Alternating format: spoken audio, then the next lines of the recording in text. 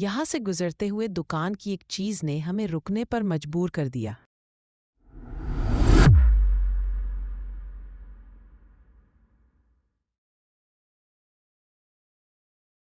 السلام علیکم۔ پوچھنا یہ تھا کہ اتنی مہنگائی میں مفت روٹی دینے کا خیال کیسے آیا؟ وعلیکم السلام۔ جی، میرا ماننا ہے پیسہ بھی ضروری ہے، لیکن انسان کو نیکی اور دعاؤں کی زیادہ ضرورت ہوتی ہے۔ حل بہت اچھے لگ رہے ہیں۔ آئے معلومات حاصل کرتے ہیں۔ پھلوں کی کوالٹی اچھی ہے، کیا لوگ خرید لیتے ہیں؟ جی شکریہ۔